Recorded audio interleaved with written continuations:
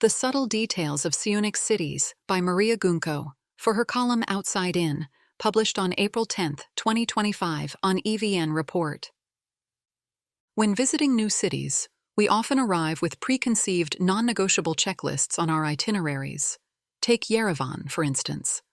Republic Square, the Cascade Complex and Cafésgian Center for the Arts, the Matanadaran, Tsitserna Kabard, and the Vernissage Market would most probably be among the top attractions, serving as a visual shorthand for the city, symbols of Armenian identity, and photographic proof of having been there.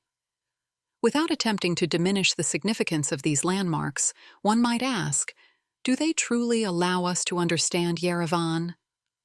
Public culture favors the spectacular, framing our expectations for things out of the ordinary, those which are worth noticing and remembering.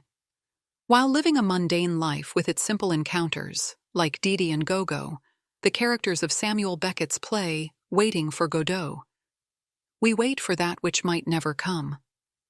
Major sites are like historic events, rare and unrepresentable occasions in the otherwise uneventful flow of time.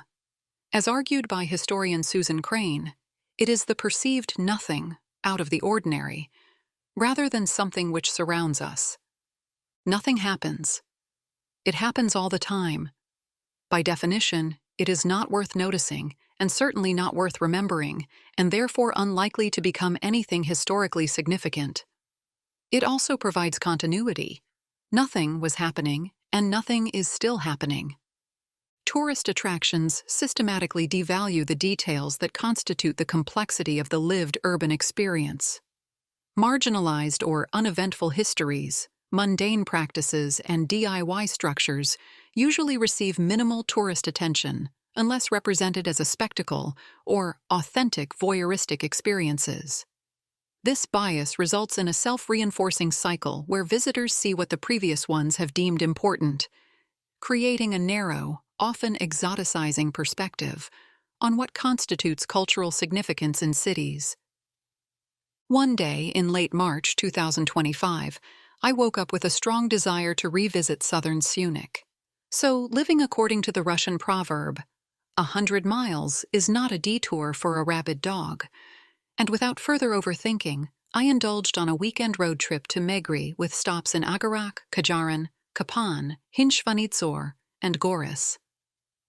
As amazing as the murals are of Megri churches with their mixture of Christian and Islamic traditions, or Goris's unique architecture, and the now abandoned cave dwellings, it is the subtle details of Syunik cities which captured my attention.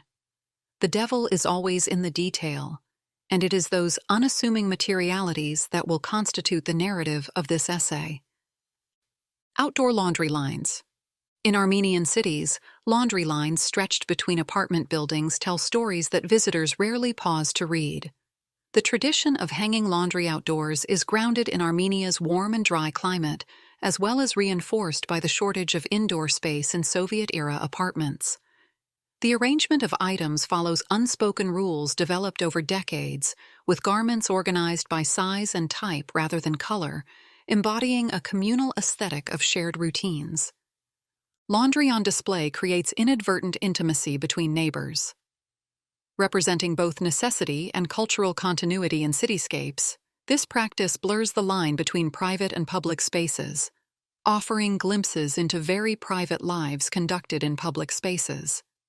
Though the practice of hanging laundry outside is common throughout the country, perhaps its most picturesque manifestation can be witnessed in Kapan, where brutal multi-story cascading Soviet apartment blocks constructed on the high bank of the Vogji River are connected to each other by multiple layers of laundry lines.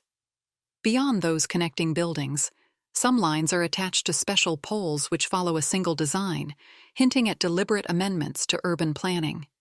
A neatly ordered geometry of white sheets, colorful garments, and even shoes swaying in the wind against the stillness of mountain slopes intertwines the dynamic power of movement with the quiet authority of permanence. In the capital of Armenia's most important mining region, this practice speaks of cohabitation between tradition and modernity. Rust weaving. Weaving, including carpet weaving, is a hallmark of Armenian culture. In a playful twist on this tradition, I call the common DIY practice of constructing objects with recycled metal rust weaving. Weathered by time, metal gains a rich patina of rust in shades of amber, sienna, and ochre, remarkably similar to the hues found in Armenia's natural landscapes and art, such as in Armenian textile and ceramic color palettes. While structures made from metal appear in various Armenian settlements, in my view, this art doc architectural form has reached its peak in Kajaran. Within Kajaran's borders, there are several shanty towns, with structures built entirely from radiators, cords, pipes, and metal barrels, likely once used for storing and transporting chemicals. On some of them, words can still be traced: Lukoil, Yokoil, Agranol, and others. For construction purposes, the metal barrels are flattened into sheets and ingeniously joined together, either woven through drilled holes with wire or fastened with large staples. What might appear haphazard to an outsider actually follows an established local construction method that has been practiced and refined for decades. Kajaran's residents have developed a sophisticated understanding of working with metal barrels, knowing exactly where and how to cut, unfold, and join the metal to create sturdy structures that withstand the region's harsh mountain climate. The DIY rust-weaved structures serve multiple purposes, addressing the community's needs for affordable shelter and storage, while simultaneously, if unintentionally, creating a distinct identity for Kajaran through transforming industrial waste into functional architecture.